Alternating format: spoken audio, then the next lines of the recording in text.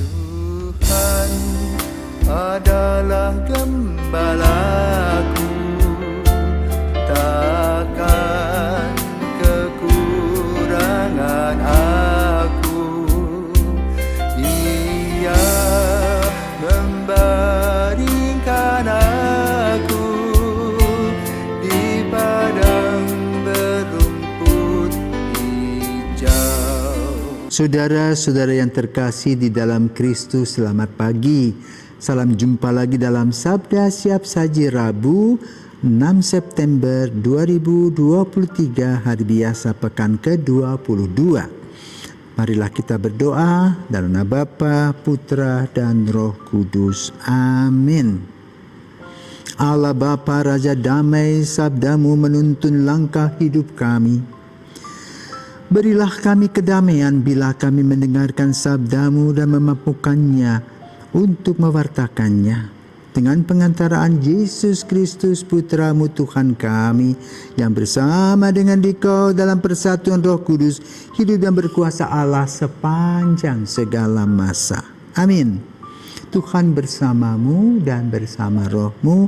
Inilah Injil Yesus Kristus menurut Lukas. Dimuliakanlah Tuhan. Setelah meninggalkan rumah ibadat di Kapernaum, Yesus pergi ke rumah Simon. Adapun ibu mertua Simon sakit demam keras dan mereka minta kepada Yesus supaya menolong dia. Maka Yesus berdiri di sisi wanita itu lalu menghardik demamnya. Segera penyakit itu meninggalkan dia. Wanita itu segera bangun dan melayani mereka. Ketika matahari terbenam, semua orang membawa kerabatnya yang sakit kepada Yesus. Ia meletakkan tangan atas mereka masing-masing dan menyembuhkan mereka. Dari banyak orang keluar juga setan-setan sambil berteriak, "Engkaulah anak Allah." Tetapi dengan keras Yesus melarang mereka berbicara karena mereka tahu bahwa ia Mesias. Ketika hari siang, Yesus berangkat ke suatu tempat yang sunyi. Tetapi orang banyak mencari dia supaya jangan meninggalkan mereka. Tetapi ia berkata kepada mereka juga di kota-kota lain, "Aku harus mewartakan Injil Allah, sebab untuk itulah aku diutus." Dan ia mewartakan Injil dalam rumah-rumah ibadat di Yudea. Demikianlah sabda Tuhan, terpujilah Kristus. Saudaraku terkasih, para pisawan Sabda Siap Saji, selamat pagi. Sebagai pastor, kadang-kadang umat menelpon, "Mo, tolong datang ke sini, ke ruang pavilion ini, mama sakit. Tolong bawa minyak untuk perminyakan, sakramen perminyakan." Ayo ya Mo ya, terima kasih. Nah, saudaraku terkasih, kita dalam gereja Katolik sebagai umat Katolik, kita kenal sakramen perminyakan orang sakit. Kadang-kadang ada orang sakit mengatakan, jangan panggil pastor, nanti aku mati loh. Aku masih mau hidup, biar aja nggak usah. Tetapi ada juga yang sudah ngos-ngosan begitu, dipanggillah pastor, didoakan dan diberkati. Apa sih dampak dari sakramen perminyakan? 1, persiapan diri. Kalau saatnya tiba, dengan sakramen perminyakan, juga tentu sebelumnya kalau bisa ada sakramen pengakuan dan juga komuni, maka orang yang bersangkutan boleh katakan sudah beres, dianggap beres.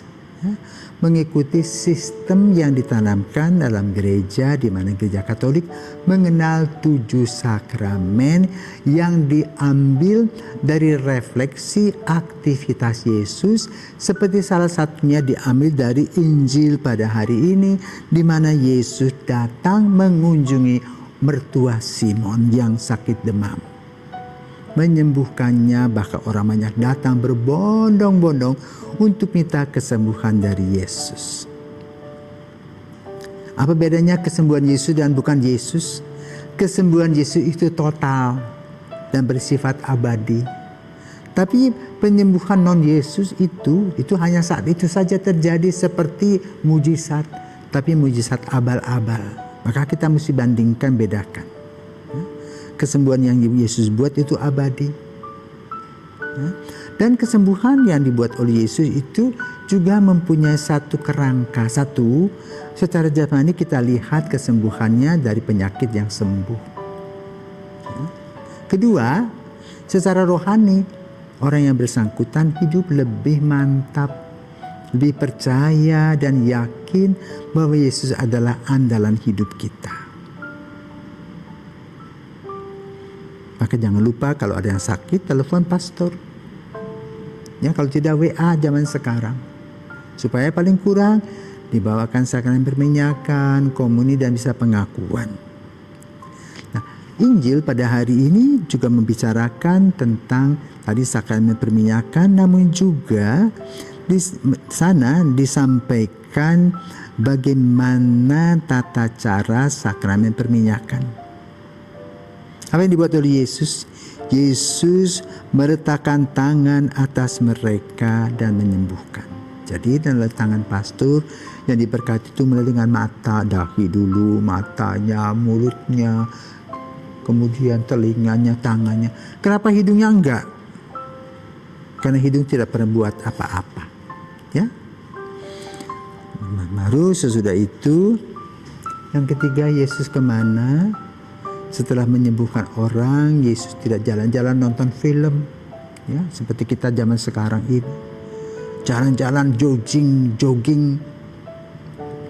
Tapi Yesus pergi ke tempat yang sunyi berdoa.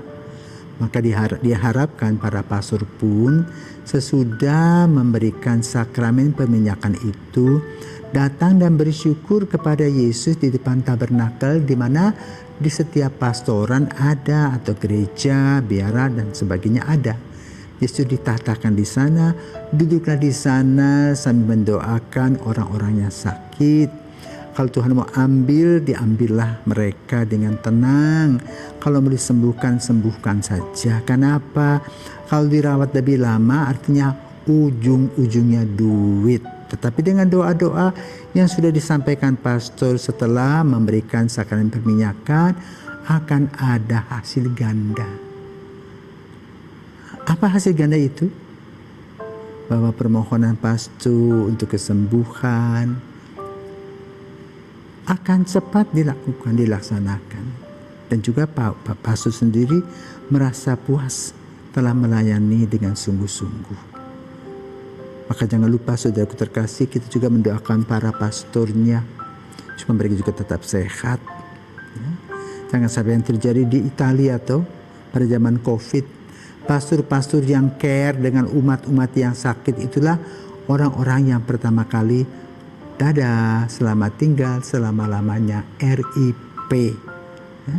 Semoga dengan doa-doa umat para pastor tetap sehat, selamat bekerja, dan juga umat selamat menerima kehadiran pastor sebagai seorang religius atau seorang rohaniwan. Tuhan senantiasa memberkati. Amin.